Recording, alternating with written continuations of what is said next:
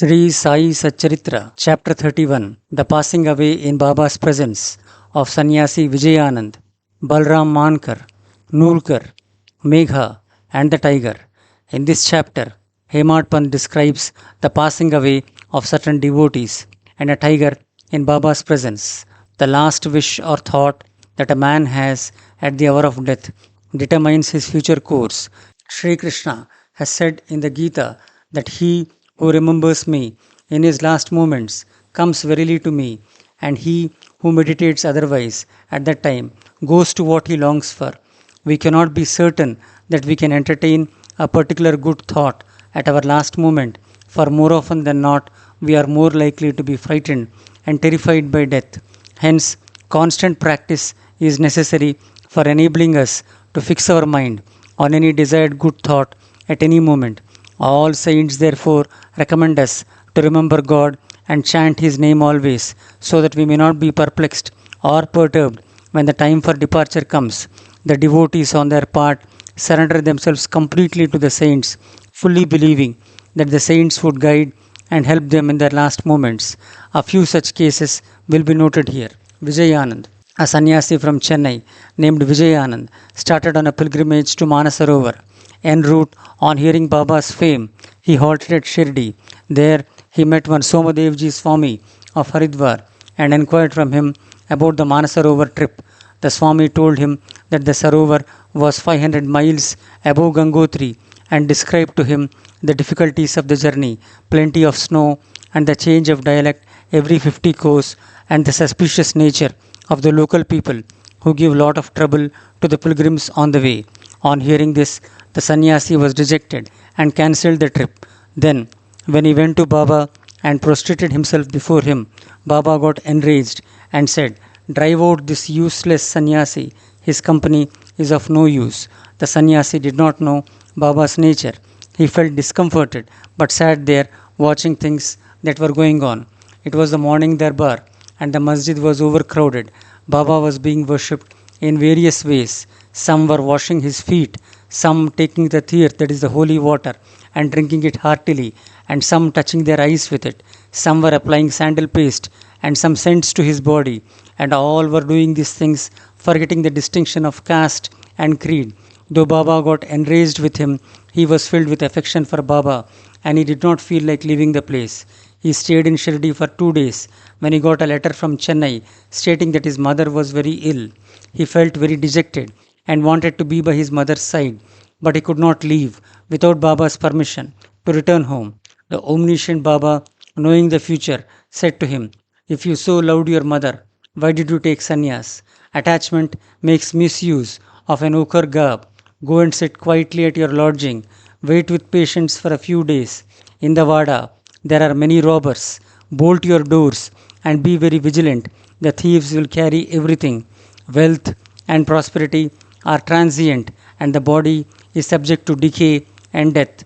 While knowing this, do your duty, leaving all attachment with the things of this world and the next. He who does this and surrenders himself to the feet of Hari will get free from all troubles and attain bliss. The Lord runs and helps him who remembers and meditates on him with love and affection. Your store of past merits is considerable, so you have come here. Now, attend to what I say and realize the goal of your life. Begin from tomorrow the study of Bhagavad. Do 3 saptahas, that is 3 readings during 3 weeks, conscientiously. The Lord will be pleased with you and will destroy your sorrows. Your illusions will vanish and you will get eternal peace." On seeing that his end was approaching, Baba prescribed this remedy and made him read Rama Vijaya, which pleases the god of death. Next morning, after bathing and other purifying rites, he commenced to read Bhagavad at a secluded spot in the Lindy garden. He completed 2 readings and thereafter felt much exhausted. He returned to the Vada and stayed in his lodging for 2 days, and on the 3rd day he breathed his last on Fakir Bade Baba's lap. Baba asked the people to preserve the body for a day for a reason. The police afterwards came and, on making proper enquiries, gave permission for the disposal of the body. It was buried in a proper place with due rites. In this way, Baba helped the sannyasi and ensured him Sadgati, that is salvation. Balram Mankar. There was a householder devotee of Baba by name Balram Mankar. When his wife passed away, he got dejected and entrusting his household to his son, left home and came to Shirdi and lived with Baba. Being pleased with his devotion, Baba wanted to give a good turn to his life and he did it this way. He gave him rupees 12 and asked him to go and live in Machindragad. Mankar was first unwilling to go and stay away from Baba, but Baba convinced him that he was giving the best course for him and asked him to practice meditation thrice a day in the Gad. On believing in Baba's words, Mankar went to the Gad. He was much pleased with the serenity, pure water, healthy air, and the surroundings of the place and began to practice assiduously the meditations as recommended by Baba. After some days, he got a revelation. Generally, bhaktas get a revelation in their samadhi or trance state, but in Mankar's case, he got it when he came down to his ordinary consciousness from his trance. Baba appeared to him in person. Not only that Mankar saw him, but he also asked him why he was sent there. Baba replied, in Shirdi, many thoughts and ideas began to rise in your mind, and I sent you here to bring your unsteady mind to rest. You thought that I was in Shirdi with a body composed of the 5 elements and 3.5 cubits in length. Now you see and determine for yourself whether the person you see here now is the same you saw at Shirdi. It is for this reason that I sent you here. Then, after the period was over, Mankar left the Gad and proceeded to his native place Bandra. He wanted to travel by rail from Pune to Dadar. He went to travel by rail from Pune to Dadar, but he went to the booking office to get a ticket. He found it very much crowded. He could not get his ticket soon, and when a villager with a langoti on his waist and kambali on his shoulder turned up and said, "Where are you going?" "To Dadar," replied Mankar. Then he said, "Please take this Dadar ticket of mine, as I have some urgent work here. I have cancelled my Dadar trip." Mankar was very glad to receive the ticket and was taking out money from his pocket when the rustic disappeared into the crowd. Mankar tried to find him out in the crowd, but in vain. He waited for him till the train left the station, but found no trace of him. This was the second revelation Mankar got in a strange form. Then Mankar, after visiting his home, again returned to Shirdi and remained there at Baba's feet, following his bidding and advice. In the end, he was very fortunate to leave this world in the presence of Baba. Third, Tata Sahib Nulkar. Hemad Pant gives no particulars regarding Tata Sahib Nulkar except the bare mention of the fact that he gave up his ghost in Shirdi. A brief summary of his account that appeared in the Sai Leela magazine is given here. Tata Sahib was a sub-judge at Pandharpur in 1909 when Nana Sahib Chandorkar was a Mamlatdar there.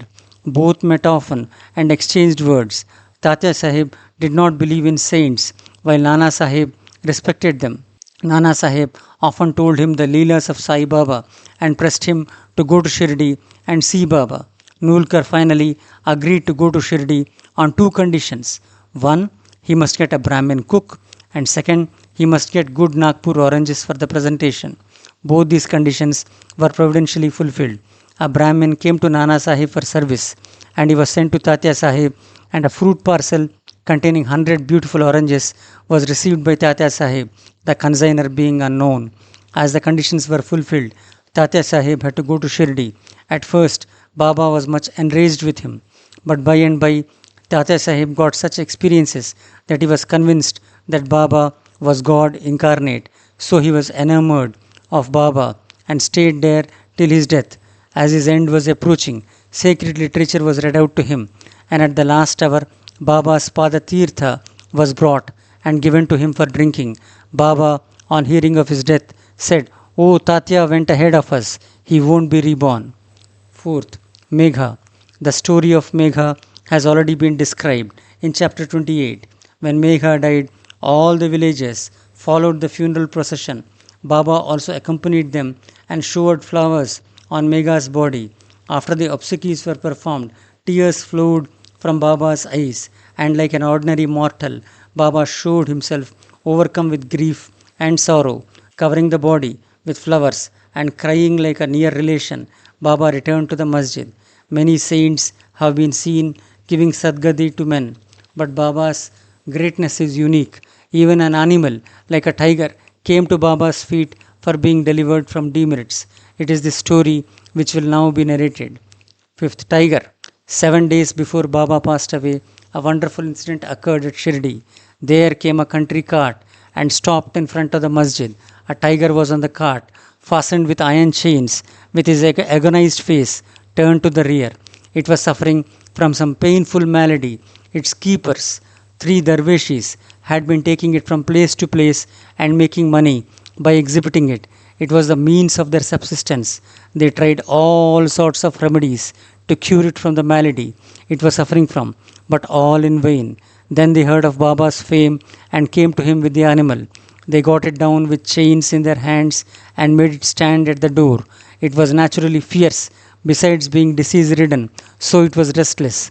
The people began to look at it with fright and amazement. The dervishes told Baba everything about the animal and with his consent brought it before him. As it approached the steps, it retreated on account of the awe of Baba and hung its head down.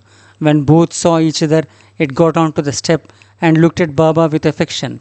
Immediately, it moved the tuft of its tail and dashed it thrice against the ground and then fell down senseless. On seeing it dead, the dervishes were much dejected and full of sorrow, but on proper thought, they came to terms with it. They considered that as the animal was deceased and nearing its end, it was very meritorious on its part that it met its death at the feet of Baba. It was their debtor, and when the debt was paid off, it was free and met its end at Sai's feet. When any creature bow down their heads at saints' feet and meet death, they are liberated.